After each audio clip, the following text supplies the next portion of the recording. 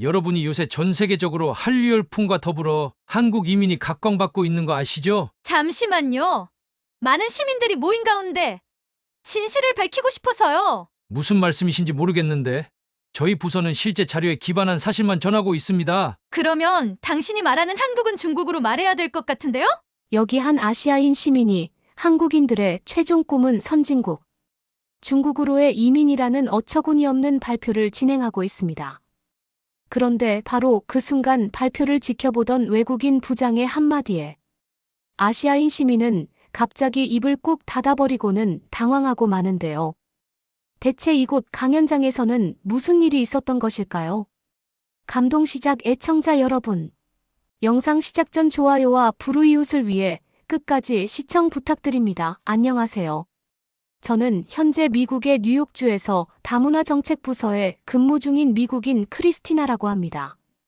신설된 지 이제 3년밖에 되지 않은 다문화정책 부서에서 이제 막 2년 차에 접어든 저는 다문화정책에 대한 알아면 알수록 한국이라는 나라에 관심이 생겼는데요. 그도 그럴 것이 최근 미국에서는 한국으로의 이민을 원하거나 한국인들의 생활 방식을 벤치마킹하려는 정부 정책이 상당히 많아지고 있을 정도로 현재 한국이라는 나라의 생활 방식이나 인프라는 전 세계에 엄청난 영향력을 끼치고 있기 때문입니다. 그리고 자연스럽게 다문화 정책에 대해 연구하던 저로서는 조금씩 저희 부서의 주제를 벗어나 한국인들의 삶을 집중적으로 연구하거나 한국으로의 이민이 가져올 장점에 대해 공부하기 시작했는데요. 그런데 얼마 전 저는 이와 관련하여 굉장히 이상한 일을 겪고 말았습니다. 그날은 저희 다문화정책부서 부장님의 한국 이민 선택이 가져올 장점과 우리가 한국 이민을 선택해야 하는 이유에 대한 강의를 진행 중이었는데 뜬금없이 자신을 한국인이라고 소개한 한 시민이 지금 한국으로 이민을 선택하는 것은 미친 짓이라며 부장님의 강의 자체를 완전 부정했기 때문인데요. 저는 한국에서 태어난 한국인입니다. 그래서 지금 한국인들이 얼마나 살기 어려워하고 경제적 월급이 부족한지 진짜 진실을 알고 있죠. 부장님께서는 지금 전 세계 상위권의 선진국 나라들에서 한국으로의 이민을 선택하는 경우가 많아지고 있다며 한국에서의 삶이 앞으로의 세계 트렌드를 주도할 것이라고 했는데 이것은 한국을 전혀 모르고 주장하는 강의라고 생각됩니다. 일단 첫 번째로 한국은 이민을 시도하기에 너무나 위험한 나라라는 사실입니다. 제가 한국에서 태어난 한국인이니 그 누구보다 한국의 치안 진실에 대해 잘 알고 있겠죠. 놀랍게도 지금 한국은 길거리에서 휴대폰이나 가방을 들고 다니면 단 10분 만에 길거리 소매치기를 당할 정도로 치안 시스템이 좋지 못합니다. 특히나 한국이라는 나라 자체가 너무 가난하다 보니 길거리나 건물 곳곳에 중국처럼 CCTV가 설치되어 있지 않아 범죄의 무방비함이 더욱 높아지고 있죠.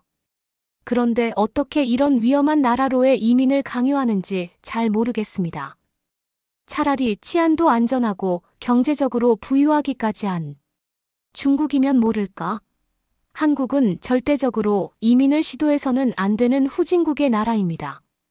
또한 지금 한국인들은 국가 전체가 너무 가난해서 이미 대부분의 한국인들이 중국으로의 이민을 꿈꾸고 있다는 사실이 매우 충격적입니다.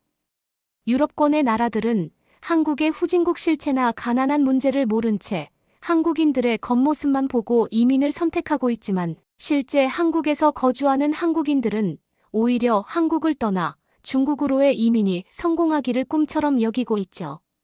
그리고 중국으로의 이민을 선택하는 것은 아마 그들의 월급이 몇 배로 상승할 수 있다는 사실이 주요 원인일 것입니다. 현재 한국인들은 월급 100만 원에 그치는 매우 어려운 삶을 살고 있습니다. 저처럼 미국에서 유학 생활을 하는 것 자체가 매우 극소수의 사람들에게 한정될 정도로 말이죠. 하지만 이러한 경제난민 한국인들이 중국으로의 이민을 선택하면 월급은 10배가 됩니다. 단순히 중국의 길거리를 쓸고 닦는 아르바이트를 선택해도 말이죠. 상황이 이렇다 보니 한국의 고위층 지식인들은 오히려 경제, 대국 위대한 나라 중국으로의 이민을 선택해 길거리의 청소를 담당하고 있습니다. 물론 똑똑한 한국인들이라면 중국의 대기업에 취업할 수 있을지도 모르나. 안타깝게도 지금 한국인들의 평균 IQ는 중국인들에 비해 매우 떨어지고 있는데요. 하지만 중국 이민을 선택하는 한국인들은 단순한 아르바이트만 하더라도 한국에서의 월급보다 10배를 받아가니 매우 만족하는 삶을 살고 있습니다. 그리고 이러한 여파로 중국은 길거리 자체가 매우 깨끗해지고 있고 단순 서비스 인력에 값싼 한국인을 투입하니 경제가 더욱 활성화되고 있죠. 제가 하고 싶은 말은 결국 부장님의 한국으로의 이민 추천 강의가 한국이 아닌 중국이 되어야 한다는 사실입니다. 지금 미국에서 일을 하는 저조차도 이곳을 졸업하면 위대한 선진국 중국으로의 이민을 준비하고 있으니까요. 한국인들조차 한국을 떠나 중국으로 가기를 원하고 있는데 이러한 상황에서 후진국, 한국으로의 이민을 강요하는 것은 뭔가 이상하지 않을까요? 부장님의 강의 전체는 한국이 아닌 중국으로 교체돼야 옳은 강의라고 생각합니다. 자신이 한국 출생이라던 그 시민은 뜬금없이 자신의 나라인 한국을 비하하면서까지 한국이 아닌 중국으로의 이민을 선택해야 한다며 난리를 치기 시작했고, 저는 그런 그녀의 모습을 보자마자 뭔가 이상한 기시감을 느끼고 말았습니다.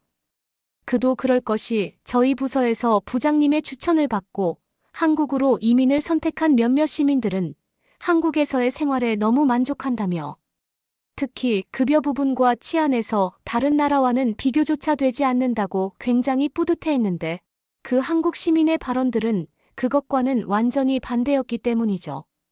심지어 계속해서 한국이 아닌 중국으로 이민을 가야 된다는 통일된 주장을 하는 그녀의 모습은 도저히 진짜 한국인이라고는 느껴지지가 않았습니다. 그래서 그런지 그녀의 질문이 끝나기 무섭게 강연장 전체에는 술렁거리는 분위기가 만들어졌는데요.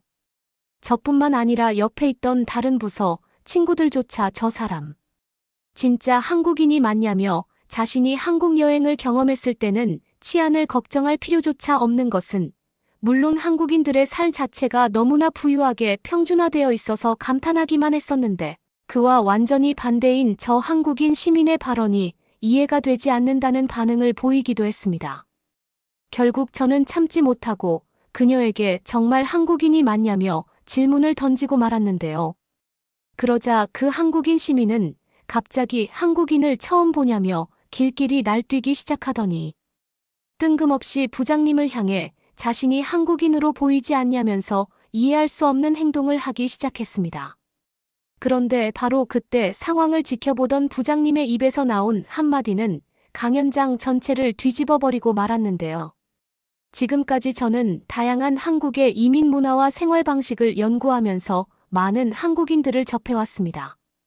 그런데 방금 시민이 진행한 발표는 그 정보 자체가 완전히 왜곡되어 있을 뿐 아니라 도저히 한국인으로서는 느껴지지 않는 국가 비하를 했습니다.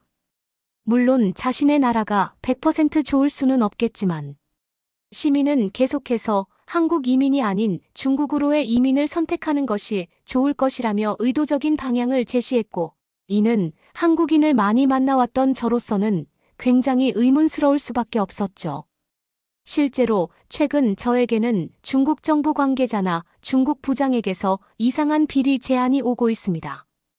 그들은 다문화정책연구원인 저에게 제가 요즘 추천하고 있는 한국 이민이 아닌 중국으로의 이민을 주제로 강의를 진행해주면 안 되겠냐고 했고 이는 방금 질문을 이어나간 시민의 의견과 매우 흡사한데요.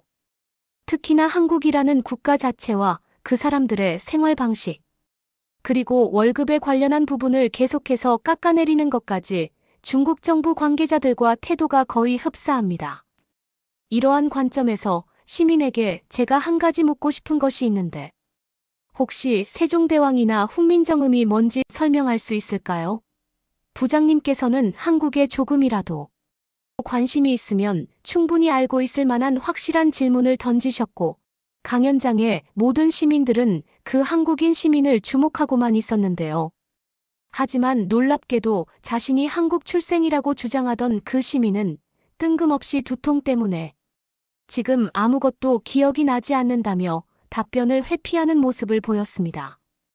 부장님께서는 계속해서 그 시민을 향해 2002년 한국에서 어떤 역사적인 일이 있었는지, 지금 한국의 대통령은 누구인지 한국인이라면 무조건 알 수 있을 만한 질문을 던졌지만 그 시민은 그러한 질문마저도 모두 회피하는 모습을 보이고 말았죠. 강연장의 분위기는 순간적으로 냉랭해지기 시작했고 결국 그 시민은 사실 자신이 한국인이 아닌 중국인이었다며 진실을 토로하고 말았습니다. 부장님의 질문과 상관없이 저는 한국인이 아닙니다. 그런데 그게 대체 뭐가 중요하죠? 솔직히 말해서 저는 중국 출신이지만 한국의 실체에 대해 누구보다 잘 알고 있습니다. 그리고 이러한 실체로부터 많은 시민들이 잘못된 한국 이민을 선택할까봐 지금 진실을 알려준 것이 전부입니다. 제가 한국인이든 중국인이든 본질이 바뀌는 것이 있을까요? 오히려 저는 한국을 경험해본 사람으로서 한국과 중국의 경제적 차이나 삶의 격차가 얼마나 많이 나는지 더욱 확실히 알고 있는 사람입니다. 저처럼 두 나라를 모두 경험한 사람이 한국이 아닌 중국으로의 이민을 추천하고 있는데 이것이 잘못된 행동인가요? 한국인으로 신분을 속이고 발표를 진행한 것도 딱히 죄송스럽지는 않습니다. 저는 제 말이 더욱 큰 확신을 얻기 위해서는 한국인으로서 말을 하는 것이 더 큰 효과가 있을 것이라고 생각했고, 제가 중국인이더라도 한국의 후진국 실체가 변하지는 않으니까요. 지금 한국은 완벽한 가난 국가입니다. 그곳으로 이민을 성공해도 한 달 월급 100만 원으로 생활 자체를 할 수 없는 나라예요. 하지만 중국은 다릅니다. 중국은 지금 국가 자체가 너무나 부유해서 노숙자도 전혀 볼 수 없고 길거리 쓰레기 청소만 하더라도 한국에서의 월급 10배를 받을 수 있습니다. 한국으로 이민을 선택하는 것보다 중국 이민이 더 행복한 선택이 분명하다는 사실이에요. 중국 시민은 이제서야 본심을 드러낸 듯 더욱 강렬하게 한국에 대해 거짓 정보를 퍼뜨리기 시작. 결국 강연장의 시민들은 그녀를 당장 수업에서 제외시켜달라며 부장님에게 소리를 지르는 상황에까지 이르고 말았습니다. 하지만 부장님께서는 오히려 작은 미소를 보이시더니 중국인 시민을 직접 강단에 불러 세우시고는 믿을 수 없는 팩트 폭격을 이어나가셨는데요. 자, 그렇다면 우리 다시 이야기를 시작해봅시다. 당신이 중국인이라면 중국의 현재 상황은 누구보다 잘 알고 있겠죠. 그렇다면 현재 중국과 한국의 1인당 GDP 수치에 대해서는 어떻게 설명할 수 있을까요? 단순히 월급에 대한 근거 없는 발언 말고 진짜 통계 자료를 살펴보자는 말입니다. 당신도 휴대폰을 가지고 있다면 검색 사이트에 한 번만 검색해도 충분히 알아낼 수 있는 정보들이죠. 현재 한국의 1인당 GDP는 놀랍게도 중국과 절대적인 수치 차이에서 3배 이상 나고 있습니다. 즉 쉽게 말해서 한국인들은 개개인의 삶에 있어서 중국인들보다 수치적으로 3배 이상 부유하게 살고 있다는 말이죠. 특히나 인구수 때문에 물가까지 저렴한 중국인이 한국인들은 이것을 종합해 수치로 환산하더라도 중국인들보다 6배 이상 부유한 삶을 살고 있다고 할 수 있습니다. 그리고 이러한 개인의 여파는 국가적 단위로 측정해보면 더욱 큰 차이를 보이고 있죠. 특히나 여기서 더욱 중요한 것은 바로 한국인들의 선진국 시민의식입니다. 당신이 중국 출신이니 잘 알고 있겠네요. 아까 한국은 가난해서 길거리 곳곳에 CCTV도 없어서 치안이 너무 위험하다고 했는데 오히려 한국은 CCTV가 없어도 치안이 안전한 유일한 나라 중 하나입니다. 실제로 중국이 훨씬 많은 CCTV 설치 수량을 가지고 있지만 길거리 범죄 발생률은 한국의 10배에 육박하고 있죠. 그리고 이러한 차이가 바로 시민의식에서 나타나고 있습니다. 당신은 중국에 이민을 오는 것이 좋은 선택이라고 하는데 안타깝지만 지금 중국인들의 삶이나 시민의식은 완벽한 후진국의 모습을 보이고 있어요. 중국에서는 개인의 이익을 위해 가짜 음식을 만들거나 길거리 관광객에게 금액 사기를 치는 것이 당연히 여겨지고 있고 이러한 모습을 보고 있는 중국인들은 오히려 외국인 관광객들을 조롱하고 있죠. 하지만 한국은 이러한 중국과 본질적으로 다른 모습입니다. 한국의 공항에는 오직 외국인들만을 케어하기 위한 관광 로봇이 24시간 배치되어 있고, 공항의 대부분 직원들은 기본적으로 세계 국어를 하며 언제 어디서나 외국인을 보살필 수 있는 최상의 환경을 제공하고 있죠. 하지만 중국은 여기에서도 한국과 차이가 심하게 납니다. 중국은 한국처럼 교육 시스템이 제대로 잡혀 있지 않아 외국어를 배우고 익힌 사람의 절대적인 수도 매우 부족하죠. 즉, 중국인들이 한국인들보다 훨씬 못 배운 사람들이라는 말입니다. 지식적으로 말이죠. 실제로 한국인들의 평균 IQ는 중국인들의 평균적인 IQ보다 30% 이상 높은 것으로 나타나고 있습니다.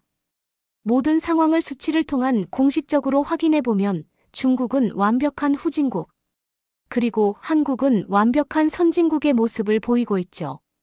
그런데 어떻게 이런 상황에서 자칭 한국인이라던 당신은 왜 계속해서 중국 이민을 추천하던 것일까요? 저로서는 이러한 상황을 매우 많이 마주했습니다. 최근 저희 부서만 하더라도 많은 중국인 부장나 시민들이 한국을 의도적으로 깎아내리면서 한국의 이미지를 깎아내리고 중국의 국격은 올리려는 모습을 보이고 있죠. 아마 그들은 지금 최고 선진국의 트렌드를 이끌어 나가고 있는 한국, 그리고 한국인들의 모습이 성가실 것입니다. 하지만 이제는 상황이 예전과 많이 달라졌어요. 지금 한국은 전 세계적인 경기 침체에 맞서서 유일하게 해답을 내놓고 있는 나라입니다. 그들은 과거 어려운 역사적 과정들에서도 한민족이라는 민족성 아래 뭉치며 경제 어려움을 없애고 이제는 그러한 영향력이 전 세계의 경제 부흥마저 주도하고 있죠. 지금 한국이 주도하고 있는 반도체나 AI, 그리고 디지털 사업은 모두 다른 나라들의 본보기가 되어주고 있습니다. 특히나 무인 디지털 사업 분야에서는 한국이 독보적일 정도로 기술력이 앞서 있죠.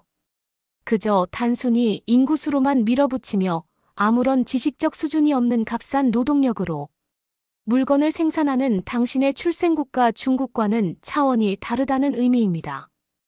또한 한국인들의 평균적인 삶을 한번 살펴볼까요? 혹시 여기서 한국의 버스나 정류장을 경험해 본 사람들이 있을까요? 지금 한국의 버스 정류장은 단순한 정류장의 의미를 벗어나 한국인들의 삶 자체를 편리하게 만들어주고 있습니다. 뛰어난 경제 성장으로 국가 자체가 부유해진 한국은 공공시설에 큰 노력을 기울였고, 정류장에서 휴대폰의 무선 충전, 그리고 버스가 언제 정확히 도착하는지 시간 정보까지 휴대폰으로 확인할 수 있는 한국인들의 삶은 시간 낭비가 없는 천국 그 자체지요. 그래서 그런지 한국인들은 모든 행동이나 계획이 효율적으로 그리고 빠르게 이루어집니다. 지금 중국은 버스를 한번 타려고 하면 정류장 표지판마저 제대로 없을 정도이고, 버스들이 언제 도착하는지 그러한 시스템마저 없지 않나요? 있다고 하더라도 완전한 중심 수도인 베이징에 몇 군데 있는 것이 전부죠. 하지만 지금 한국은 나라 전체에 이러한 무인 교통 시스템이 설치되어 있고, 한국인들 모두가 이러한 시스템을 평균적으로 누릴 수 있습니다. 심지어 심야까지 도시와 가까운 한강에서 치킨을 먹으면서 여유를 즐기고 있는 한국인들의 모습은 지상낙원 그 자체라고 할 수 있어요. 그들의 치안 시스템과 도시 인프라 시스템이 합쳐진 모습이기에 오직 이것은 한국만 가능한 여유가 있는 삶입니다. 치안이 좋지 못하고 나라가 가난한 중국은 물론 미국마저도 한국과 같은 심야가 있는 삶을 살아갈 수 없죠. 즉 한국인들은 마음 편하게 언제 어디서나 자신들의 삶을 선택할 수 있고, 이제는 그 시간대가 새벽 시간으로까지 이어져 산업은 더욱 빠르고 효율적으로 성장하고 있다는 사실입니다. 그리고 이러한 이유는 한국으로의 국가 이민을 선택하는 외국인들의 수가 급증하는 영향력을 발생시키고 있죠. 실제로 최근 미국의 유명 연예인이나 배우들은 한국으로의 이민을 선택하는 사람들이 급격하게 많아지고 있습니다. 한국은 마음 편하게 자신의 가족들과 돌아다녀도 안전하고 국가 자체의 도시 인프라가 너무 잘 되어 있다 보니 그저 살기 좋은 국가 그 자체이기 때문이죠. 그런데 이런 상황에서 한국인으로 신분을 속여가며 중국으로의 이민을 유도하는 당신의 모습은 정말 안타깝습니다. 사실 저는 당신이 스스로 한국인이라는 소개를 하자마자 중국인이라는 사실을 알아차렸거든요. 한국인들은 절대 중국으로의 이민을 추천하지 않을 뿐더러 자신들 스스로 한국인이라며 거들먹거리지 않습니다. 부장님께서는 한국인으로 신분을 속인 그 중국인 시민에게 휴대폰까지 들이밀며 한국과 중국의 차이를 완벽히 증명해냈고, 그래서 그런지 그 중국인 시민은 갑자기 고개를 푹 숙이더니 몸을 떨기 시작했는데요. 아무래도 그녀는 정신적으로 큰 충격을 받은 것 같았고, 더 이상의 반박을 할 수 있는 힘조차 없어 보였죠. 그런데 부장님께서 그 시민을 강연장에서 제외하려던 그 순간, 갑자기 그녀는 또다시 인상한 반박을 하기 시작했습니다.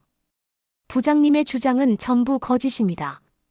동영상 자료나 수치와 데이터들은 전부 한국 정부에서 조작한 자료들이라 절대 믿으면 안 됩니다.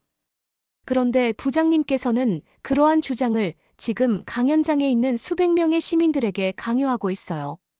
한국이 과거보다 성장했다는 사실은 인정합니다. 하지만 그들은 태생부터가 중국의 속국이에요. 심지어 한국인들은 아직도 빗물이 떨어지면 그 물을 받아서 샤워를 하고 빨래를 합니다. 한강에서 빨래하고 있는 한국인들은 우리는 너무나 쉽게 찾아볼 수 있어요. 그런데 이런 나라로 이민을 갈 수 있다고 생각하십니까? 심지어 한국은 교육시설까지 중국에 밀려 그곳에서 공부하는 시민들은 밥까지 먹지 못하고 강제적인 공부를 하고 있습니다. 국가 자체적으로 너무 가난하다 보니 시민들의 점심까지 주고 있지 못하다고요. 하지만 중국은 완전히 반대입니다.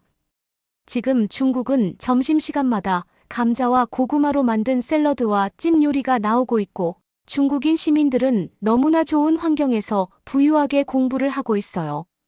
그리고 이러한 상황은 부서에 가서도 변하지 않습니다. 한국은 부서에 가도 진짜 공부만 해야 합니다. 그들의 부서 시설에는 공부만 할 수 있는 낡은 건물이 전부이고, 그래서 그런지 요즘 한국의 대시민들은 전부 중국으로의 이민이나 유학을 선택하고 있는 것이 현실입니다. 제발 제 말을 좀 믿어주세요. 저는 여러분이 한국 이민을 선택하면서 인생이 꼬일까봐 지금 진실을 말해주는 것입니다. 중국인 시민이 발언을 이어나가기 무섭게 갑자기 부장님께서는 폭소를 터뜨리더니 중국인 시민의 반박을 중지시키셨는데요. 부장님의 폭설에 강연장의 사람들도 전부 웃음이 터지고 말았고, 저 또한 감자와 고구마가 부서 급식으로 나오는 것을 자랑스러워하는 그 중국인 시민의 모습에 기가 막힐 노릇이었습니다. 결국 부장님께서는 곧이어 시민들을 진정시키더니 웃음을 참으시며 반박을 이어나가셨는데요. 시민은 지금 한국의 급식 시스템이 미국조차 롤모델로 삼고 있다는 것을 전혀 모르는 것 같은데요. 한국의 시민들이 밥을 굶으면서 공부를 하고 있다니 정말 저로서는 황당할 따름입니다. 안타깝지만 지금 한국의 초중고 교육 현장에서는 실제 영양사와 전문 인력들을 배치해 영양학적으로 완벽히 구성이 맞춰지고 맛도 좋은 급식을 계속해서 제공하고 있어요. 심지어 고등부서에서는 시민들의 공부를 위해 저녁 식사까지 제공하고 있죠. 그것도 아주 저렴한 금액으로 말입니다. 급식 시스템에서는 한국을 따라올 나라가 없는데 그것도 모르고 거짓 정보를 퍼뜨리는 당신의 모습은 정말 중국인의 모습 그 자체였습니다. 당장 휴대폰을 켜고 한번 한국의 급식에 대해 검색해 보세요. 지금 한국의 급식 시스템은 유럽권의 나라들이 전부 본보기로 삼고 있는 시스템을 갖추고 있습니다. 심지어 중국과 다르게 청결하고 쾌적한 시스템으로 급식실을 구성한 것도 매우 인상적이죠. 그리고 한국의 부서의 기숙사라는 시스템과 다양한 커뮤니티 시설인 헬스장이나 샤워실까지. 중국의 부서에서는 꿈도 꿀 수 없는 시스템이 운영 중인 것을 알고 있나요? 심지어 지금 이곳의 부서만 하더라도 한국처럼 많은 부서, 커뮤니티 시설을 갖추지는 못했을 것입니다. 이러한 시설들은 돈이 많다고 되는 것이 아닌 사용자들의 높은 시민의식을 바탕으로 해야 하는데 중국에서는 시도조차 할 수 없는 공공시설이기 때문이죠. 하지만 선진국 한국인들은 어렸을 때부터 배워온 시민의식으로 이러한 공공시설을 지키고 보존하고 있습니다. 즉 그들은 부유한 삶을 계속해서 살다 보니 남의 것을 훔쳐가지 않는 시민의식과 공공시설을 깔끔하게 사용하는 예의까지 갖추고 있다는 말이죠. 이것이 바로 우리가 경제적인 이유가 아닌 인격적인 성장으로 봤을 때에도 한국 이민을 선택해야 하는 이유입니다. 오로지 지금 한국에서만 우리는 이런 높은 시민의식을 배울 수 있으니까요. 시민은 다음 시간부터 제 강의에 참석하지 못할 것입니다. 거짓 정보를 제공하면서 한국인으로 신분까지 속인 당신은 앞으로 저희 부서에서 영구적으로 제외돼야 될 것 같군요. 구독과 좋아요 부탁드리며 사연자분께 전해드릴 댓글도 남겨주시면 전달해드리겠습니다. 그러면 더욱 감동적인 다음 사연으로 넘어가겠습니다. 한국에 온 지 몇 시간 만에 얼굴색 하나 변하지 않고 여러 명이 당신의 차례를 연달아 새치기 하는 일을 당한다면 여러분은 어떻게 하시겠어요? 한국에서 아주 불쾌하고 얼굴이 붉어질 만한 일을 겪은 스페인계 미녀가 있습니다. 화려한 외모에 매력적인 목소리 학창시절. 그녀의 수식어는 완벽이었을 정도로 그런 단어가 따라붙을 만한 수려한 미녀였습니다. 그녀가 모처럼 떠나온 이 여행은 그래도 시작 때만 해도 신나 있기만 했지만 곧 한국에 와서 받은 첫 경험이 충격으로 바뀌게 되었습니다. 그녀가 아까부터 가장 오래 기다렸는데 다른 사람들은 그녀가 없는 듯 신경도 안 쓰고 너나 할 것 없이 새치기를 했다고 하는데요. 심지어 한두 명이 아니라 거의 모든 사람이 그랬다고 합니다. 그녀에게 분노를 유발했다는 오늘의 사연 함께 자세히 들어보도록 하겠습니다. 오늘 이야기는 제가 겪은 것들에 대해 솔직하게 전달해 보려고 해요. 저는 스페인의 수도는 아니고 도심에서 좀 떨어진 외곽 지역에 위치한 게르니카라는 도시에 살고 있어요. 게르니카는 복잡한 마드리드와는 다르게 따뜻한 분위기와 가족 단위로 다양한 사람들이 모여 사는, 그래서 동네 사람들이 비교적 서로와 가족에 대해 잘 알고 있는 그런 동네에서 자랐어요. 제 이야기를 먼저 해드릴게요.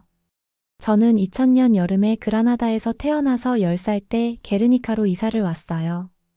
아주 어릴 때부터 저는 하고 싶은 것들이 많았고 텔레비전을 보며 제 꿈을 상상하면서 화려한 삶을 사는 사람들을 동경을 했는데요. 그래서 항상 나도 크면 저렇게 반짝거리는 사람이 될 거야 라고 이야기를 하고 다녔어요. 감사하게도 저는 엄마를 닮아 굉장히 매력적인 외모의 아버지를 닮아 큰 키까지 물려받아 늘씬했죠. 덕분에 저는 인기가 끊이질 않는 유년 시절을 보냈어요. 화려하게 생긴 외모로 어딜 가나 주목을 받았고요. 친구들은 제가 입은 옷이나 메이크업 제품이 어디 건지 궁금해했고 많은 사람들이 저와 친해지고 싶어 했습니다. 오해이긴 했지만 제가 굉장히 부유한 집 딸이라고 소문이 나기도 했었거든요. 뭐 그런 오해는 썩 기분 나쁘진 않았죠. 저를 아는 사람들은 다 입을 모아서 이렇게 말했어요. 그냥 봤을 땐 아주 착하고 매력적인 아이, 가까이서 보면 제 성격은 착하고 매력적이진 않았거든요. 아니 그냥 좋지 않은 성격에 가까웠죠. 저는 이기적이었고 사람들이 저에게만 관심을 줬으면 했어요. 참을성도 없고 이기심이 강했죠. 하지만 그런 저의 이기적인 성격도 바꾸게 하는 사건이 찾아오게 됐는데요. 그건 바로 우리 아버지가 믿던 사람에게 사기를 당하고 하시던 일도 잘 풀리지 않아 결국 대출이자에 허덕이다가 순식간에 우리 집이 폭삭 망하다시피 되어버린 겁니다. 중학생이었던 저에게 전학까지는 가게 하고 싶지 않으셨던 부모님은 원래 살던 집의 반의 반 정도 되는 작은 집으로 이사를 가는 대신 지금의 동네에서 벗어나진 않게 하셨어요. 하지만 부모님은 제 마음을 너무도 몰랐던 것 같아요. 진짜 저를 위한 건 이사를 가는 일이었던 것 같아요. 그냥 이사를 가 저를 아무도 모르는 새로운 곳에서 시작하는 게 더 나았을 것 같거든요. 원래 당당하고 기고만장했던 기존의 제 성격을 다 알고 있던 친구들은 제 망하더니 성격까지 변했더라는 말을 들어야 했고 그간 해왔던 만행이 있었기 때문에 위로보다는 손가락질을 받아야 했어요. 게다가 웬만한 이웃들도 우리 집의 사정을 알고 있었기 때문에 동네에서 고개를 들고 다니기 뭔가 그 당시에는 너무 쪽팔리게 느껴졌어요. 지금 생각해보면 10대여서 그랬던 것 같아요. 가장 예민할 나이기도 했으니까요. 고등학교에 진학하고 대학교를 진학하는 동안 제 성격은 아예 다른 사람으로 변해 있었어요. 학업을 병행하면서 닥치는 대로 했고 시간대가 맞는 아르바이트는 무슨 일이든 하려고 뛰어들었고 그렇게 해서 번 돈은 바로 은행으로 가 저축을 했죠. 제 목표는 오직 단 하나였어요. 어릴 때 꿈꿨던 당당하고 반짝거리는 삶을 꼭 살아낼 거라는. 그걸 이루기 위해서 가장 필요한 첫 번째는 돈이라고 여겼기 때문에 그렇게 모았던 거죠. 학업에 등록금을 내는 문제도 다행히 잘 해결되었기 때문에 제가 번 것들은 모두 저축하는 데 힘쓸 수 있었습니다. 스페인에서 최근에는 학생들 교육 접근성을 높이기 위한다는 이유로 다양한 장학금 프로그램을 진행하고 있거든요. 그 덕에 저도 수업료나 다양한 비용을 충당할 수 있었고 다양한 형태로 재정적 지원과 제공을 받을 수 있었습니다. 스페인은 여전히 교육의 빈부격차가 꽤 심한 편이라 교육 관련한 지원금이 꽤 높은 편이에요. 저는 미래를 윤택하게 바꾸기 위해 학업을 소홀하게 하지 않았어요. 이렇게 살다 보니 남들은 대부분 가진 걸 저는 가지지 못하고 있긴 했는데요. 그건 바로 친구였어요. 학업과 아르바이트를 미친 듯이 병행하다 보면 친구들과 수다를 떨 시간조차 아니 그럴 체력도 남아있질 않거든요. 시간이 되는 대로 끼니를 때우다 보니 식사 시간을 친구들과 보내는 일도 없어지기 시작했고 그러면서 한때 그렇게 인기가 많았던 제가 그냥 혼자가 되었어요. 완전히 괜찮다고 하기엔 그건 거짓말이겠지만 그래도 미래를 위한 투자라고 생각하면서 차곡차곡 인생의 준비를 잘해가고 있었다고 생각했죠. 제가 가진 가장 큰 힐링 포인트가 있었는데요. 한 달에 한 번씩 가서 아르바이트 일당들을 저금하고 적금에 돈을 부으면서 저축되어 쌓여가는 제 통장 잔고를 보는 일이었어요. 스페인에서 은행을 간다는 건 하루를 통째로 비워야 하는 것과 같습니다. 대기 시간이 아주 길어요. 은행이 현저하게 적은 편이거든요. 은행을 이용하는 사람이 많다기보단 은행의 시설이 매우 부족하다고 표현하는 게 더 적합할 것 같아요. 그리고 처리도 워낙 오래 걸리고 느려서 은행을 가는 날은 최대한 인내심을 가질 수 있게 마음을 먹고 가야 해요. 아직 스페인에서는 여전히 현금을 더 널리 사용하고 있어요. 디지털 결제와 금융 포용을 위한 노력을 증가하려고 하고 있지만 아직 현금을 쓰는 비율이 훨씬 더 높아요. 스페인의 현금 사용률이 높은 이유는 역사적, 문화적, 실용적인 이유 등 여러 가지가 있어요. 역사적인 요인으로는 우리나라는 높은 인플레이션과 경제 불안정의 역사를 가지고 있어요. 그로 인해 금융기관과 은행 시스템에 대한 신뢰가 부족합니다. 많은 사람들이 과거의 저축에 대한 평가절하를 경험했기 때문이에요. 그래서 그 때문에 현금 보유를 선호하는 원인으로 크게 작용된 것 같아요. 또 스페인은 은행 서비스를 누구나 누릴 수 있는 건 아니에요. 은행 서비스에 대해 접근성이 좀 떨어지는 편이죠. 그리고 우리나라는 노점상이나 소규모 기업 비공식, 노동시장 같은 비공식 경제가 상당수 존재하기 때문에 이러한 부문에서 현금이 선호되는 이유예요. 무엇보다 스페인 문화에는 일상적인 구매에는 당연히 현금을 사용하는 것이라는 인식이 뿌리 깊게 내려있는 게 아마 문제일 것 같아요. 그렇기에 은행에서도 스페인 내의 은행 인프라를 계속해서 개선하고 있지만 여전히 ATM이나 은행 지점에 대한 접근은 제한적이라 이용할 수 있는 지역은 한정적이에요. 범죄 문제도 물론 아주 심각하기 때문에 대부분 범죄당할 일을 미연에 방지하고자 애초에 금융 서비스를 이용하지 않는 사람도 많아요. 오래전부터 가져온 우리나라만의 관습이랄까요?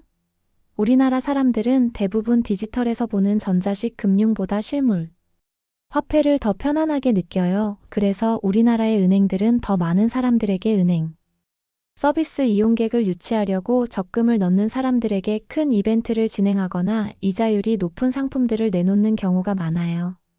저의 경우는 현금을 보유하고 있으면 도난 문제도 워낙 큰 걱정거리이기도 하고 그렇게 걱정을 하느니 차라리 이자율이 가장 좋은 상품에 가입하는 것이 이득일 것 같다는 판단을 해서 적금을 열심히 붓고 있었죠. 3년짜리였는데 한 달 후면 만기일이라 기대감에 부풀어 있었죠. 그날은 한 달에 한 번 적금을 하기 위해 은행에 방문하기로 한 날이었습니다. 은행을 가기 위해 오후 5시 이후로 아르바이트도 잡아두었죠. 제가 주거래 은행으로 이용하는 시티은행은 여러 국가에 진출한 국제은행이었어요. 그날은 1시간 정도 기다려 입금을 하고 그날 처리해야 하는 금융 업무들을 몽땅 몰아할 수 있었어요. 한 번만 더 입금하면 적금이 만기된다는 마음 때문에 그런지 오래 기다렸던 그날도 꽤 괜찮았어요. 업무를 다 끝내고 이제 가보려는데 은행 직원분께서 저에게 이벤트에 응모 한번 해보고 가는 거 어떻겠냐고 하셨어요. 이번에 적금을 들었던 고객은 당첨될 확률이 훨씬 더 높다면서 적극 추천을 하셨죠. 이번에 은행에서는 다른 국가 지점이 있는 곳 중 하나를 골라 그 중에서 여행을 갈 수 있게 전액 지원해주는 이벤트를 진행하고 있다고 했어요.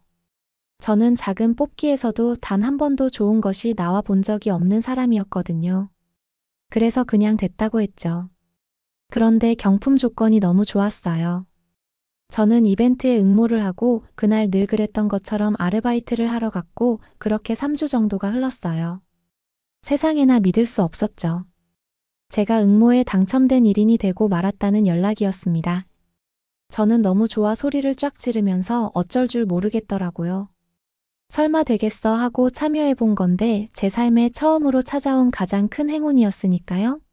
당첨자용 계약서를 작성하기 위해 은행으로 향했고 저는 시티은행 지점이 있는 국가들 중에 선택할 수 있었죠.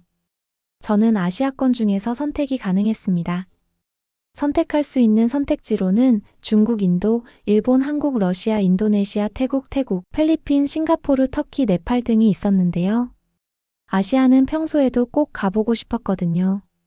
아르바이트로 여행사에서 아르바이트를 한 적이 있는데 수많은 국가와 지역이 있는 가장 크고 인구가 많은 대륙이기 때문에 다양한 문화와 풍부한 역사, 그리고 자연까지 아름다워서 꼭 한 번쯤은 가보고 싶다고 생각했는데 아직 여행을 다닐 여유는 없다고 생각하고 있던 중이었어요. 가보고 싶던 곳이 워낙 많아서 고르기가 어려웠어요. 고민을 거듭한 끝에 저는 일본으로 결정했습니다. 경품으로는 항공 왕복권과 3박 4일에 대한 숙박료가 지원됐어요. 금액은 1박 기준이 동일했고 그 이상이 넘어가면 제가 추가로 결제해도 상관없었어요.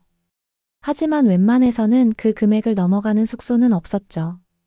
숙소는 여러 목록 중에 선택이 가능했는데 저는 처음 2박은 꼭 한번 가보고 싶던 숙소가 있길래 당연히 그곳에서 머물러야겠다 싶었어요. 이건 정말 엄청난 혜택이었기 때문에 여행을 떠나기 전까지 행복하고 설레어 잠도 오지 않았어요. 드디어 떠나게 된 여행 비행기를 타고 일본으로 가면서 여러 생각에 잠겼습니다. 생각해보니 여태껏 단 하루도 마음 편히 쉬어본 적 없다는 걸 비행기 좌석에 앉고 나서야 생각에 잠길 여유가 생기더라고요. 이 모든 건 어쩌면 그래도 열심히 살아온 저에게 세상엔 불행한 일만 있는 게 아니라고 알려주려는 행운의 여신이 찾아온 건 아닐까 하는 생각에 왠지 기운이 났어요. 처음 방문한 아시아의 나라가 일본이라는 것도 참 좋았어요. 일본에 대한 환상을 가지고 있었거든요. 글로벌적으로 발달한 문화가 일본에서 참 많으니까요. 그리고 멋진 풍경에다가 예술에 관련해서도 다양한 매력을 가지고 있어서 일본에 도착한 저는 굉장히 큰 만족감을 느끼며 구경을 다녔어요. 하지만 제가 가장 기대하고 있는 건 따로 있었죠. 그건 바로 일본 전통을 가득히 느낄 수 있는 료칸 온천 숙소였죠. 천연 온천에서 휴식을 취하고 일본식 요리도 맛보고 일본식 세신과 환대를 경험할 수 있다고 들었어요. 료칸의 다다미 방도 꼭 이용해 보고 싶은 곳 중에 하나였어요. 일본의 전통적인 분위기를 그대로 느낄 수 있을 테니까요. 그리고 무엇보다 료칸에 머무르면 정통적이고 몰입감 넘치는 일본 전통 체험을 할 수 있다고 생각했어요. 해보고 숙박하는 동안 일본 전통 의상인 유카타와 전통 나무 샌드링 게타도 체험해 볼 수 있으니까요. 그 정도로 저는 이 숙소에 대한 엄청난 기대감을 가지고 있었습니다. 드디어 도착한 숙소 정원의 아름다움과 전통적인 일본 가옥의 매력에 한껏 더 프론트에 들어가 설명을 듣는데 이륙한 호텔은 2가지 타입의 숙소 옵션이 있었어요. 한 가지 타입은 일반실이었고 남은 한 가지 타입은 특실이었죠. 저는 어떻게 온 여행인데 그만 아끼고 이번 기회야말로 이럴 때 돈을 써야 한다고 생각했죠. 어차피 항공권도 숙박비도 경품으로 받아 아꼈으니 이 정도는 나를 위해 써주는 게 좋다. 결심했죠. 왜냐면 저는 그간 저를 위해 뭘 하나 제대로 산 적도 비싼 요리를 먹어본 적도 없었거든요. 그래서 저는 고민 없이 추가 금액을 내고 가장 좋은 방 옵션으로 업그레이드를 해달라고 호텔에 요청했습니다. 되지도 않는 일본어를 번역기로 써가면서 이야기해야 해서 의사 전달을 하기 여간 어려운 게 아니었어요. 간단한 영어도 일부러 안 하는 건지 못 알아듣는 건지 오직 일본어에만 대답을 해주더군요. 조금 오래 걸리긴 했지만 어찌저찌 성공적으로 잘 마칠 수 있었어요. 그래도 첫 일본 여행인데 가장 일본다울 수 있을 료칸 호텔에서 머물 수 있는 데에 만족하자 싶었어요. 제 객실이 준비될 때까지 잠시 프론트 앞에서 기다리기로 했습니다. 조금 시간이 걸릴 거라고 해서 이곳저곳을 살피고 관찰하며 기다렸죠. 화장실을 다녀와야겠다 싶어 다녀왔는데 아직도 객실 준비가 안 된 것 같았어요. 재촉하기 싫어 그냥 기다리기로 했죠.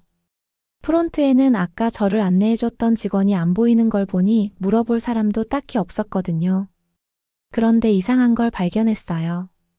제가 머무는 호텔 객실과 바로 옆 호실인 것 같은 사람이 체크인을 하며 키를 바로 받는 것이었어요. 제가 몇 호인지 들어서 알고 있었거든요. 그런데 더 이상했던 건 그들이 계산하는 금액을 봤는데 그게 너무 이상했던 거죠. 가까이 가서 보니 그 사람은 저처럼 일반 객실에서 업그레이드로 추가한 금액도 아니었는데 저보다 너무 저렴한 가격이었어요. 저는 번역 앱으로 업그레이드 한 건지 물어봤더니 그 사람은 무슨 말이냐는 표정이었죠. 그녀는 일본 사람이었어요. 저는 프론트에 이게 무슨 일인지 따져 물어야 했죠. 그 새로운 손님은 왜 나보다 늦게 왔는데 키를 더 빨리 받는 거며 가격도 거의 30%에 달하는 금액이 저렴하게 하는 건지 물어야 했어요. 객실 타입이 다른 건지 도대체 무슨 일이냐고 짜증을 냈습니다. 정말 화가 났었어요. 알고 보니 그들은 내국인과 외국인에게 전혀 다른 가격을 받고 있었어요. 저에게 착오가 있었다는 거짓말을 하며 사과를 하더군요. 그제서야 그 일본인 손님과 같은 가격으로 결제할 수 있게 해주겠다고 그랬죠. 저는 이 상황이 너무 화가 나 은행에 바로 전화를 걸었어요. 은행 이벤트 담당자분은 미안하다며 다른 호텔로 예약할 비용을 추후에 청구하면 지불해주거나 아니면 다른 나라로의 항공권 변경이라도 도와준다고 했어요. 더 이상 거기 있을 수 없다는 생각이 들었어요. 충격적인 그 료칸의 만행 때문에 너무 화가 나서 당장 환불을 하고 나와버렸어요. 그런데 문제가 있었죠. 막상 갈 곳이 없었어요. 대충 눈앞에 보이는 낡은 호텔에서 일본의 첫날을 묵게 되었죠. 바닥에서 이불을 깔고 자는 건 생각보다 더 힘들었어요. 여행의 첫날이 그렇게 망쳐지니 여행이 더 이상 신나게 다가오지도 않았고요. 다음 날 일어나 다음 일정을 했어야 하는데 여행의 가장 기본이 되는 숙소가 해결되어 있지 않으니 불안해서 아무것도 집중하기 어려웠어요. 어디론가로 향하지 않고 카페로 들어가 간단히 식사를 하면서 오늘 묵을 숙소를 찾아봤어요. 지금 당장 갈 수 있는 곳은 에어비앤비에서 딱 찾을 수 있었어요. 묵을 수 있는 날까지도 완벽했어요. 호텔이나 리조트에 비교해 보았을 때 정형화된 서비스가 없다는 것이 장점인 에어비앤비는 저와 비슷한 또래는 정말 많이 사용하는 앱인데도 저는 처음 써보는 거였죠. 하지만 여행 가고 싶은 마음에 깔아두고 한 번씩 들어가 마음에 드는 숙소를 찜해두곤 했었죠. 아, 사람이 죽으라는 법은 없구나 싶으면서 다행이다 싶었어요. 완벽한 전통 일본 가옥 스타일의 마치 인테리어 잡지에 나올 법한 그 모습은 바로 클릭을 할 수밖에 없는 그런 곳이었어요. 가격도 합리적이었죠. 저는 바로 집주인에게 연락을 취했습니다. 다른 사람이 먼저 예약을 해버릴까 초조한 마음이었는데 다행히 바로 집주인 호스트에게 답장이 왔어요. 예약이 가능하다는 호스트의 말에 드디어 안도감의 한숨이 나왔습니다. 그런데 호스트가 저에게 솔깃한 제안을 했어요. 개인 계좌로 돈을 보내면 원래 가격보다 더 싸게 이용할 수 있게 해준다고 했어요. 에어비앤비가 워낙 수수료가 높아서 자신들에게도 그게 이익이라며 솔직하게 말했죠. 처음에는 의심했지만 워낙 리뷰가 많고 좋기도 했고 솔직한 사장님의 태도에 그러겠다고 답했습니다. 제 결정이 바보같이 느껴지시나요? 제가 성급했던 걸지도 모르겠네요. 하지만 그때는 너무 급한 마음에 빨리 해결하고 싶다는 마음이 가장 컸던 것 같아요. 아마 저와 같은 상황에 처해 보신다면 쉽게 거절하긴 어려우실 거예요. 하지만 그때 그 선택은 하지 말았어야 했어요. 에어비앤비에서는 에어비앤비에서 결제한 건에 대해서 발생하는 사기나 사건에 대해서만 책임을 진다는 걸 그때는 전혀 몰랐거든요. 저는 당장 현금이나 온라인 시스템을 사용할 줄 모르기 때문에 은행에 가서 해야겠다 생각했어요. 시티은행 일본 지점으로 찾아갔죠. 일본의 은행을 가보게 될 거라 곤 생각도 못했습니다. 일본은 우리나라보다 선진국일 거라 생각했는데 똑같았어요. 일본 사람들은 오히려 우리나라보다 더 현금 사용이 일반적인 것. 작은 가게에 들어가 카드를 내미는 사람들에게 표정이 싹 바뀌곤 하는 걸 봤거든요. 일본도 우리나라처럼 전자식 금융보다 현금을 더 많이 사용한다는 걸 2일 차 만에 느낄 수 있었죠. 그런데 일본 은행은 오히려 우리나라보다 더 처리 속도도 느리고 대기 시간도 길었습니다. 짜증을 겨우 참고 호스트에게 송금을 마쳤습니다. 그래도 좋은 숙소를 합리적이게 그것도 할인받아서까지 했다는 게 기분을 달래줬어요. 그때부터 다시 기운이 솟아 관광을 마저 하고 숙소를 찾아가기로 했습니다. 드디어 주소에 도착했어요. 그런데 아무리 그곳을 찾아도 나오질 않았어요. 호스트가 가르쳐준 장소가 분명히 맞는데 몇 번을 돌아봐도 같은 결과였어요. 저는 설마 내가 사기를 당한 건 아니겠지 불안감이 엄습하기 시작했어요. 호스트에게 연락했더니 그 사람은 바로 안내를 하러 나와주셨죠. 다행히 집 주인이 아주 친절한 분이라 불안했던 마음을 바로 놓을 수 있었죠. 제가 괜한 오해를 했던 것 같아 오히려 얼굴을 보는데 미안해졌어요. 그렇게 집 주인분이 안내해주는 곳으로 도착을 했습니다. 제발 편히 쉬고 싶었죠. 그런데 그곳엔 사진에서 봤던 전통 가옥은 없었어요. 저는 이게 뭐 하는 짓이냐고 물었고 그 집주인분들은 웃는 얼굴로 분명히 그 사진에 있던 건물이 맞았는데 사정이 있어서 공사 중이게 됐다고 했어요. 아무리 공사 중이라 해도 제가 봤던 사진과 지역 위치적으로도 어디도 비슷하질 않았거든요. 일부러 좋아 보이게 포토샵을 하거나 돌아다니는 사진을 도용하는 경우가 있다고 했는데 제가 딱 그런 걸 당했다는 걸 알았죠. 에어비앤비에 따지고 싶어도 에어비앤비에서 결제하고 예약한 게 아니기 때문에 그럴 수도 없었습니다. 막막했어요. 진작 그들의 속내를 알아챘어야 했는데 그 집주인들은 제가 계속 화를 내자 아주 낡고 내 돈 주고서는 절대 결코 묵지도 않을 만한 공간으로 안내해주며 저에게 돈도 10% 정도 돌려준다고 했어요. 어이가 없더라고요. 반을 돌려받아도 그 돈으로 절대 가지 않을 곳이었는데 저에게 왜 이런 일들이 일어나나 싶고 짜증났어요. 부주의했던 제 탓이겠죠. 시간이 너무 늦어 어쩔 도리가 없었기에 그 최악의 곳에서 하루를 묵었어요. 다음 날 바로 은행에 전화해 그냥 다른 나라로 변경해 달라고 했죠. 다시 갈 수 있는 목록을 알려줬고 저는 가장 가깝게 갈 수 있는 나라 중에서는 중국과 한국을 고르는 게 좋을 것 같아 중국은 가기 싫어서 한국으로 택하게 되었어요. 갑자기 변경된 여정이긴 했지만 그래도 이제는 2박 3일밖에 남지 않았으니 최대한 실수하지 않고 잘 보내고 와야겠다 다짐했어요. 저는 가장 먼저 잠부터 제발 편안하게 숙면하고 싶었어요. 겨우 2박 3일의 남은 일정은 부디 편안하길 바라며 이번에는 신중에 신중을 가해서 숙소를 선택했어요. 일본에서 2번이나 숙소를 망쳤기 때문에 이번엔 각별히 주의해야 했어요.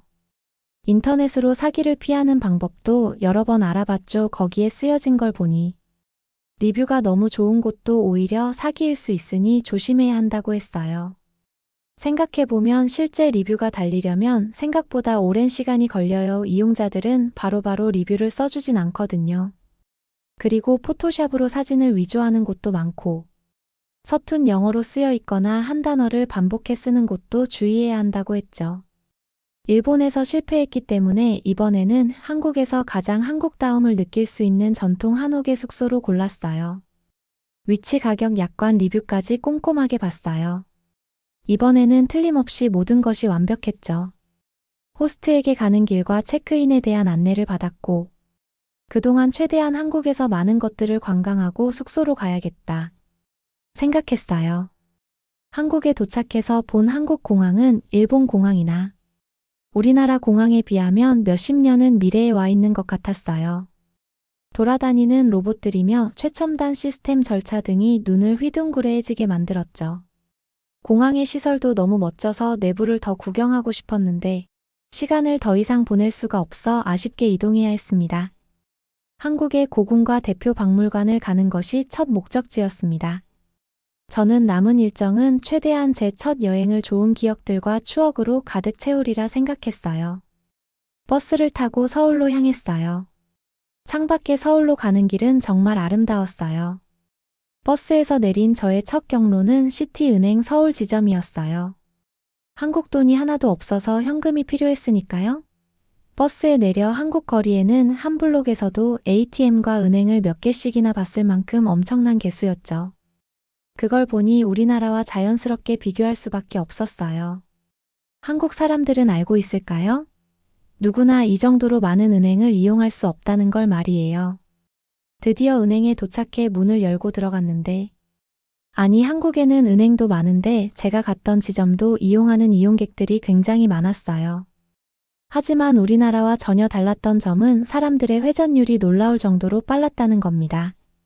그리고 특이한 점이 있었는데요. 이 지점은 외국인 전용 센터였어요. 외국인에 특화된 점포이기 때문에 영어는 물론 특화된 언어 가능자가 전문 앱을 다운받자 표시되어 있었죠. 오직 외국인들을 위한 전용 앱도 만들어 있었습니다. 주말에도 가능하다고 했죠. 제가 도착한 이 지점도 외국인 전용 데스크가 있었어요. 여기서는 통역을 넘어서 해외 송금, 환전, 예금 등 모든 거래를 도와줄 수 있다고 했죠. 한국은 어디든 편리한 시스템과 서비스를 구축해 놓은다는 점이 좀 놀랍긴 했어요. 그런데 곧 이 은행에서 아주 불쾌한 경험을 하게 되었습니다.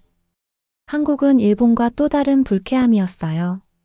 사람들을 지켜보면서 순번표에서 뽑은 제 순서를 기다리고 있는데 사람들이 와서 순번표도 뽑지 않고 심지어 저보다 늦게 온 사람도 자기 순서라면서 저보다 먼저 가서 새치기를 하는 것 아니겠어요? 한두 명도 아니고 꽤 많은 사람들이 그렇게 했어요. 짜증났죠. 화가 났어요. 저는 참다 표정 하나 안 변하고 새치기를 하는 뻔뻔한 인간들이라며 우리나라 말으로 말해버렸죠. 드디어 제 차례가 됐어요. 그런데 방금 제가 혼잣말로 한 이야기를 알아들은 직원분이 저에게 그건 오해라고 말했어요. 한국은 전용 앱이 있어서 그거로 미리 순번표를 뽑을 수 있다고 다들 그걸 이용하는 고객이라고 했죠. 솔직히 은행의 다양한 디지털 서비스를 잘 이용하지 않기로 유명한 국가에서 온 제가 뭘 알겠어요. 너무 쪽팔렸죠. 자세하고 빠르게 설명을 듣고 환전을 한 뒤 은행을 나설 수 있었습니다. 돌아갈 때는 공항에도 지점들이 많으니 거기서 하면 된다고 들었어요. 한국의 은행은 무엇보다 안전해서 아무도 우리나라의 ATM을 이용하는 사람들처럼 긴장해 보이는 사람은 전혀 없었어요. 이제 저는 드디어 저의 다음 경로로 향할 수 있었습니다. 한국의 고궁을 간 저는 뛰어난 미적 감각에 몰입될 수밖에 없었어요. 한국 사람들은 지금 미적 감각이 다른 나라의 사람들보다 뛰어난데 그게 아주 옛날부터 전해 내려온 미적 감각이라는 걸 박물관을 관람하며 알았어요. 한국 사람들은 그들이 얼마나 가꾸고 무언가를 만들어내는데 뛰어난 창의력과 감각을 가지고 있는지 잘 모르는 것 같아요. 서울 종로구와 중구를 빠르게 돌아보며 느낀 건 서울은 자연의 아름다움, 활기찬 전통까지 다 있는 곳이었어요. 이제서야 제가 상상하던 여행에 와 있는 것 같았죠. 생각해보니 이상한 게 있었어요. 한국 사람들은 그 어디에서도 현금을 꺼내는 걸 그날 단 한 번도 보지 못했다는 걸 알았어요. 편의점에 들어갔을 때 놀란 게 정말 한국 돈으로 불과 몇백 원. 그 정도 되는 것도 카드도 아닌 스마트폰만 가져다 대는 걸 보고 기절할 뻔했습니다. 우리나라와 아니 몇 시간 전에 있던 일본과 바로 옆인데 어떻게 이렇게 다를 수가 있는 건지 의아함이 들었습니다. 저는 현금을 사용해서 택시를 타고 북촌 한옥마을에 도착했어요. 한국에서는 많은 한옥이 게스트하우스나 문화센터로 개조되어 방문객들이 숙박하거나 다도 서예와 같은 전통체험에 참여할 수 있다고 들었습니다. 저의 숙소는 그 중에서도 가장 마음에 드는 곳으로 딱 골라 아주 신난 상태였어요. 아까 예약했던 한옥 숙소로 가는 길은 내내 신이 나는 발걸음이었어요. 한옥 거리를 지나 제가 오늘 묵게 될 숙소 앞에 도착해서 그 건물을 바라봤어요. 이 북촌 한옥들과 종로구와 중구를 다니며 생각한 건 한옥 건축은 전통이나 미학, 자연과 깊은 교감이 아주 조화롭게 어우러진 건축물이라는 거였습니다. 한옥은 한국의 전통적인 유산을 그대로 만끽하기에 탁월하고 충분한 것 같았어요. 한옥의 모습을 보면서 그 독특함의 사진을 몇 번이나 찍었는지 모르겠어요. 제가 그간 봤던 어떤 건물보다 아름다웠죠. 저는 안으로 들어가는 방법에 대해 호스트가 아까 알려준 방법으로 열쇠를 찾아 열고 들어갔어요. 일부러 전자식 도어를 달지 않았다고 하더군요. 전통성을 해칠 우려가 있어서 그렇다고 했죠. 저는 문을 열고 드디어 한옥 숙소 안으로 들어갈 수 있었어요. 이번에는 에어비앤비에서 봤던 사진과 그대로였어요. 하나도 틀리거나 다른 게 없었고 심지어 실물로 본 게 훨씬 좋았죠. 문을 열고 들어가자 바로 보이는 건 집 한가운데 고요한 오아시스 같은 아름다운 정원이 보였어요. 이 공간을 보는 것만으로 힐링되고 휴식하는 기분이었죠. 내부로 들어가자 구조는 나무로 만들어져 따뜻하고 자연스러운 분위기를 띠고 있었어요. 노출되어 있는 목재로 된 들보나 기둥은 정말 미적으로 아름다웠습니다. 또 자연광을 확산시키고 투과시키는 부드럽고 매력적인 한지라는 용지는 처음 만져봤는데 독특하고 신기했어요. 그리고 신발을 벗고 앉아 처음 경험한 한국식 온돌은 전통적인 한국의 난방 시스템이라 들었는데 정말 따뜻하고 기분 좋게 해주었죠. 내부의 한옥에 대한 다양한 정보를 읽을 수 있는 안내문이 영어로 친절하게 외국어로 설명되어 있었습니다. 한옥 디자인은 자연과의 균형 조화의 원칙을 바탕으로 한다고 쓰여 있었어요. 그래서 집의 배치나 재료 그리고 방향은 자연 조화를 이루도록 신중하게 선택되었다고 했다는 사실이 흥미로웠죠. 그리고 누구나 만들 수 있는 게 아니라고 해서 놀라웠죠. 한옥은 숙련된 장인이 복잡한 목재, 디테일 문틀 격자무늬 등을 제작하여 독특하고 정교한 디자인을 완성하는 맞춤형 건축이라는 사실을 처음 알았어요. 곳곳에 안내문이 적혀진 내부를 보니 집 주인분이 얼마나 세심하게 관광객들을 신경 쓰는지 배려심이 느껴졌고 또 외국인 관광객이 정말 많구나 싶었어요. 그런데 아무리 기다려도 집 주인분이 오질 않으셨어요. 저는 계속 기다리면서 아무것도 만지지 않았죠. 괜히 오해를 살까 해서요. 결국 기다리다가 주인에게 연락을 하니 여기는 원래 무인으로 운영되고 있다고 하시더군요. 여행을 뭐 다녀봤어야 알죠. 원래 에어비앤비가 이런 건가 싶었어요. 여행이 끝난 다음 알아보니 무인으로 운영되는 곳이 있긴 하지만 도난의 위험이 있어 전자제품들은 가져갈 수 없게 자물쇠나 락을 채우고 값비싼 것들을 많이 두지 않고 생필품들도 안 둔다고 했어요. 이용객이 챙겨와야 하는 경우도 꽤 많았죠. 그런데 이 숙소는 모든 것이 브랜드 제품이었고 심지어 씻을 것 먹을 것들도 넣어두셨죠. 드라이기도 다이슨이었고 청소기는 LG 코드 제로 같이 비싸서 넘보기도 어려웠던 최첨단 전자제품들을 제가 아무 때나 쓸 수 있다는 사실이 놀라웠어요. 아마 우리나라였다면 몇 주일도 안 걸려서 이 공간이 아마 텅 비게 될 거거든요. 저는 한국에 와서야 드디어 편한 숙면을 취할 수 있었어요. 그제서야 비로소 쉬는 것답게 쉴 수 있었고 정말 여행다운 일정들이 시작된 거죠. 비록 아주 짧은 기간이었지만 대신 한국은 밤늦게 언제나 할 수 있는 게 많아서 시간을 나노 단위로 쪼개서 즐기기에 충분했어요. 늦어서 못한다 싶은 게 존재하지 않는 나라였으니까요. 좀 피곤하긴 했지만 그래도 이번 여행을 오고 나서야 알게 된 인생의 뼈저린 교훈도 있었어요. 뭐든 모르는 것이 죄다. 그리고 그만 미루고 그만 아껴야겠다 싶었죠. 그간 나중에 미래의 저를 위한답시고 이것저것들을 미뤄온 것이 결국엔 지금 아무것도 잘 모르는 저로 만들어버린 것 같았거든요. 뭘 해도 경험이 없어 잘 모르는 저를 보면서 무엇이 두려워, 무엇을 위해 이런 인생을 살고 있는가 싶었어요. 그래서 확실히 알게 되었죠. 걱정과 두려움으로 현실을 살지 못하는 인생은 진짜 인생이 아니라는 걸 말이에요.